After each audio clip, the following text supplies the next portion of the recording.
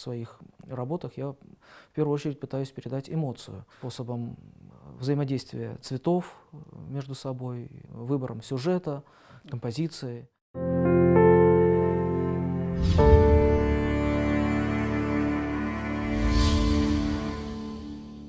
Меня зовут Ленур Велиляев, я художник, живописец.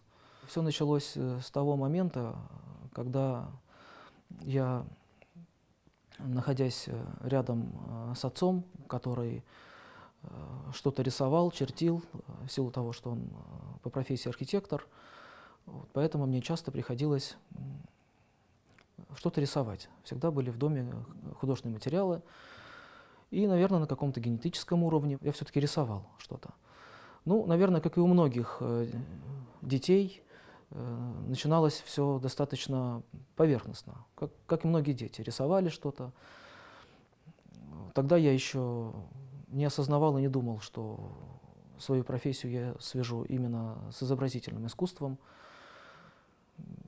Я закончил художественную школу, хотя 3-й класс художественной школы я полностью прогулял, потому что в какой-то момент я подумал, что именно с изобразительным искусством я бы, наверное, не хотел бы связывать свою профессию, так как больше стремился к чему-то такому, что можно создать руками, ну, наверное, более приземленного характера, потому что изобразительное искусство являлось для меня нечто более таким каким-то романтическим направлением, да? Поэтому я не мечтал стать художником-живописцем, а скорее у меня был интерес к проектированию чего-либо, к строительству. Опять же, наверное, в силу того, что отец архитектор и все-таки больше, наверное, в стройку, да, как-то, или в оформление пространства. В то время появилось такое направление, как дизайн. Оно и было, только раньше оно называлось по-другому. Скажем, оно раньше называлось оформительской деятельностью, да, художником-оформитель. Вот. Но в целом я подумал, что как раз с этим я бы хотел бы связать свою профессию. Как раз это можно заниматься интерьерами, оформлять пространство, создавать какие-то предметы быта. Я мыслил достаточно приземленно в плане вообще заработка в жизни. Потому что я понимал, что быть художником-живописцем, писать картины — это как бы начальная стадия, а не совсем себе представлял, как потом этим зарабатывать. Поэтому в дизайне, в строительстве я видел как-то больше, так сказать, рациональности. Я поступал на дизайн. На дизайн поступало очень много людей, больше, чем на живопись, и проходной балл был туда больше. Я был достаточно хорошо подготовлен, так как получил хорошую базу и в Патарийской художественной школе. Но, наверное, по воле судьбы так получилось, что я не прошел. Одна из преподавательниц художественного училища, как раз которая принимала экзамены, и предложила не забирать документы, а переписать заявление на живопись, так как там недобор. И чтобы я не терял, так сказать, время, а при большом стремлении, желании учиться на дизайне, есть возможность перейти на дизайн, проучившись год на живописи. Ну, я только вот с таким условием согласился на это предложение и действительно решил переписать заявление на живопись. Так я стал учиться на живописи. Я могу сказать, что достаточно успешно закончил художественное училище. На тот момент мне было 20 лет. В тот момент поступило предложение за компанию поехать в Харьков, в Харьковскую академию, посмотреть, что там, как там. В общем, мы поехали. Академия так и называется — Харьковская академия дизайна и искусств. Я решил для себя, что я буду поступать на промышленный дизайн. И уже приехал со своими училищными работами поступать, зашел в приемную комиссию, разложил это все на полу. Приемная комиссия посмотрела на мои работы, ну и спросили, куда ты хочешь поступать. Я сказал, что на промышленный дизайн или на дизайн мебели. Один из них встал, подошел ко мне рядом, на мои работы посмотрел, на меня, и в таком неком недоумении, в замешательстве, и все же так как-то замечанием сказал мне: не выдумывай, иди пиши заявление на живопись. Я старался, чтобы этот процесс поиска продолжался недолго, то есть все-таки я достаточно быстро понял, что нужно ориентироваться все-таки, отталкиваться от своего темперамента, от своего характера. У меня он достаточно такой, могу сказать, жизнеутверждающий, так сказать, да, импульсивный в хорошем смысле этого слова, и миролюбивый такой, да, я человек созерцающий, и я понимал, что и работы должны быть такие, так сказать, эмоциональные, позитивные. Приходилось где-то проявлять волю, упорство, дерзость в поиске техники, да, манеры исполнения. Вот. И таким, но в то же время без агрессии, да, чтобы в работах чувствовалась жизнь, эмоция. На втором курсе академии я организовал свою первую персональную выставку. Я увидел, что работы нравятся, замечают, их выделяют. Это, так сказать, вселило в меня уверенность в том, что действительно моя манера исполнения, она как-то воспринимается отдельно, она интересна. И я стал продолжать в таком же духе, стал активно продолжать и выстраивать творческую выставочную деятельность, стал ездить по разным городам с выставками, люди стали узнавать, видеть, в дальнейшем приглашать. Таким образом начал появляться круг поклонников. Как-то поступал такой вопрос о количестве картин. Ну, я решил, этот вопрос был задан заранее, до интервью, поэтому у меня была возможность все-таки зайти, открыть папку в компьютере со своими работами и просто примерно посчитать, сколько. Ну, больше 1000 вот с того момента, как я стал фиксировать, да, фотографировать работы. А до этого, если брать уже учебный процесс, училище, академия, там, училище 5 лет, академия 4 года, то есть в этот момент тоже писались работы, но они как-то не запечатлялись, я их не фотографировал, было как-то не до этого, потому что я еще, наверное, искал себя. То, что я делаю это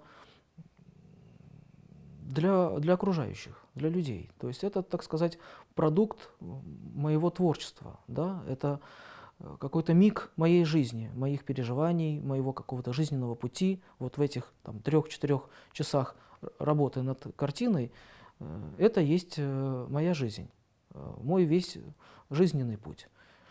Мои эмоции, мои переживания, мой опыт, моя радость, мое созерцание, все, из чего я состою, вот есть в этой работе. Конечно, в каждый период своей жизни, как у любого другого человека, я думаю, что есть свои соответствующие этому цели. В момент начала формирования меня как художника, конечно, была цель реализоваться как художник, найти себя в этой сфере, да, найти свою нишу, найти свое место, быть признанным. Это немаловажно. Потому что одно дело заниматься творчеством как хобби, а другое дело, когда это профессия, да, и, можно сказать, дело всей жизни, тогда, конечно, возникает цель действительно заслужить признание, поощрение, а уже потом возникают другие цели, когда, потрудившись, приходит реализация этой цели, осуществление задуманного, можно сказать, наступает другой этап, когда необходимо, допустим, иметь свой кров, да, свою мастерскую, какие-то необходимые средства для того, чтобы, опять же, реализовывать свои какие-то проекты, задумки, для того, чтобы продолжать дальше заниматься тем, чем человек занимается. Над этим вопросом я мало задумываюсь, и, можно сказать, практически не задумываюсь. Я просто живу, просто я осознаю, что я есть, я и осознаю, что если уж живешь, то надо жить счастливо и желательно нести какую-то пользу. Поэтому для меня смысл жизни прост. Жить, наслаждаться жизнью, стремиться к тому, чтобы окружению, которое находится рядом с тобой, было хорошо от того, что они рядом с тобой.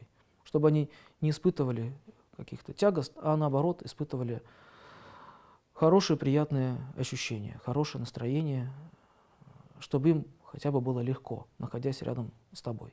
Я смотрю на это скорее философски. Смотрю на это с точки зрения человека, опять же, созерцающего. Я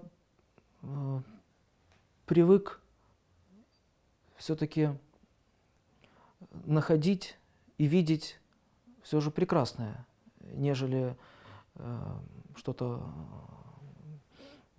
отрицательное. Вообще, как таковая крымско-татарская культура достаточно сильно прогрессирует. Мне так кажется, я так чувствую. Потому что я вокруг себя вижу и общаюсь со многими художниками, авторами литературных произведений, например, модельерами одежды, людьми, творящими в сфере киноискусства, например. Да? Я вижу, что все сферы искусства задействованы в, так сказать, в нише крымско-татарской культуры. Поэтому я вижу, что много людей, которые действительно создают что-то новое, будь то живопись, будь то сфера ремесла, да, ткачество, там, керамика, например, литература, поэзия. Я думаю, что сохранению крымско-татарского искусства в первую очередь может способствовать музыка. Имеется в виду именно инструментальная музыка. Та музыка, которую мы привыкли слышать на наших традиционных свадьбах. И именно та аутентичная музыка, максимально традиционная в плане инструментального звучания и характера, сохранение народных песен и сохранение этих песен и этой музыки в самом оригинальном виде. Этому может способствовать ремесло. Неотъемлемая часть быта крымско-татарской культуры. Это посуда, мебель, предметы украшения, атрибутики, ковры, архитектура.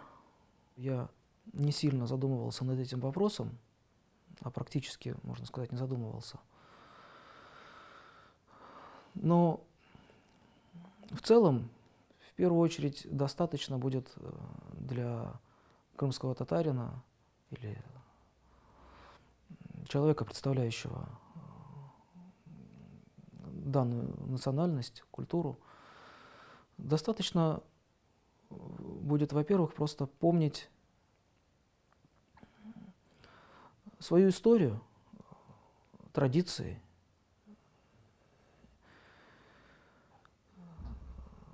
помнить и чтить. А уже каждый сам для себя выберет, насколько ему соответствовать каким-то конкретным традициям, да, каким-то устоявшимся канонам. Я думаю, что прежде всего человек, опять же, время не стоит на месте, человек эволюционирует, мир модернизируется. Я думаю, что действительно рассуждающий, анализирующий человек, он способен будет понимать эти вещи, что не обязательно зацикливаться на каких-то сугубо, в определенных каких-то рамках. Он может развиваться, быть в разных уголках мира, прогрессировать и таким образом, если хотите, доказывать действительно потенциал данной культуры методом своих каких-то достижений в любых сферах, в любых направлениях. Тогда действительно народ будет гордиться. Имею счастье быть признанным художником. Да, в своем регионе, в Крыму. Могу также сказать, что обо мне знают не только в Крыму, и в Украине, и в России, и в Беларуси, и в Казахстане, вообще на, так сказать, постсоветском пространстве, да, и не только, и в Европе. Конечно, не так широко знают обо мне в Европе, как, например, здесь, на родине, да, но тем не менее есть люди, которые знают о моем творчестве, есть люди, которые следят за моим творчеством и в Европе, и в Америке, и в Англии. Не раз работы уезжали в личные коллекции в перечисленные страны. Поэтому это все говорит о том, что действительно признание есть, и я это вижу, осознаю, чувствую. И в целом могу сказать, что я доволен, в целом могу сказать, что я счастлив.